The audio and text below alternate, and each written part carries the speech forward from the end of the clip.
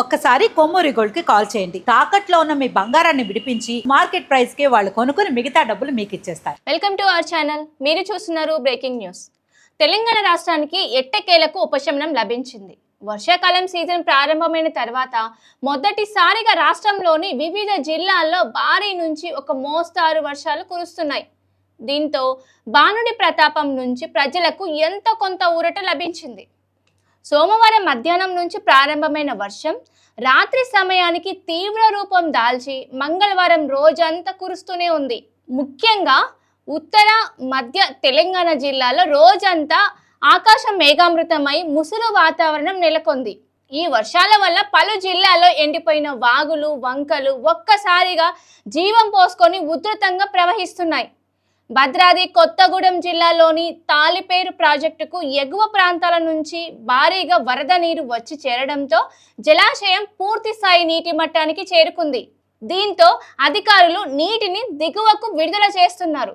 ములుగు, కరీంనగర్, కామారెడ్డి జిల్లాలో సోమవారం నుంచి నాన్ స్టాప్ గా కురుస్తున్న వర్షాల వల్ల గ్రామీణ ప్రాంతాల్లో రవాణా వ్యవస్థకు అంతరాయం ఏర్పడింది. ముఖ్యంగా చూసుకుంటే వాతావరణ శాఖ అధికారుల అంచనా ప్రకారం నేడు కూడా రాష్ట్ర వ్యాప్తంగా భారీ వర్షాలు కురుస్తాయి. రానున్న మరికొన్ని గంటల్లో అంటే ఆదిలాబాద్, నిర్మల్, నిజామాబాద్, కామారెడ్డి, సిరిసిల్ల, సిద్దిపేట్, మెదక్, సంగారెడ్డి, కరీంనగర్, హనుమకొండ, భూపాలపల్లి, ములుగు జిల్లాల్లో అక్కడక్కడ మోస్తారు నుంచి భారీ వర్షాలు కురిసే అవకాశం ఉంది. ఆసిఫాబాద్, మంచిర్యాల, జగిత్యాల, పెద్దపల్లి జిల్లాలో సాయంత్రం నుంచి రాత్రి సమయంలో భారీ వర్షాలు కురిసే అవకాశం ఉందని అధికారులు తెలిపారు. ఇక హైదరాబాద్, రంగారెడ్డి జిల్లాలో మంగళవారం రోజంతా వాతావరణం చల్లగా మారి తేలికపాటి జల్లులు కూడా కురిశాయి. నార్త్ హైదరాబాద్ పరిధిలో రాబోయే 2 గంటల్లో తేలికపాటి వర్షాలు లేదా చినుకులు పడే అవకాశం ఉంది.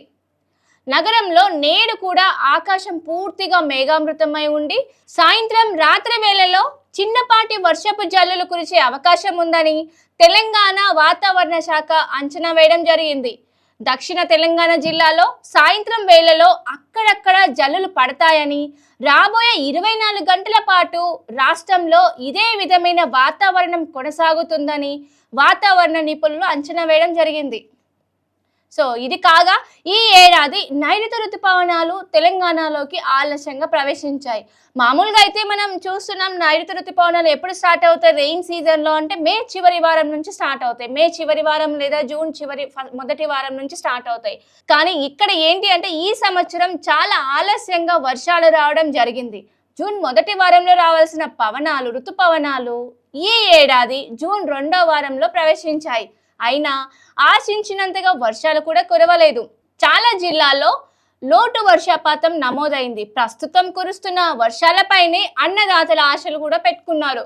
సో ముఖ్యంగా చూసుకుంటే ఏంటి అంటే నైరుతి ఋతుపవనాలు మనకు రెయిన్ సీజన్లో ముఖ్యంగా మే చివరి వారం నుంచి స్టార్ట్ అవుతుంది. లాస్ట్ ఇయర్ చూసుకుంటే 2025లో మే మంత్ నుంచే మే సెకండ్ వీక్ నుంచే వర్షాలు కురవడం స్టార్ట్ అయింది.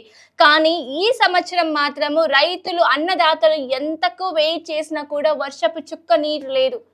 తీరా చూసుకుంటే ఇప్పుడు జులైలో కూడా అది కూడా అతి ఏమంటారు ఒక మోతాదులో మాత్రమే వర్షాలు కురవడం మనం చూస్తున్నాము.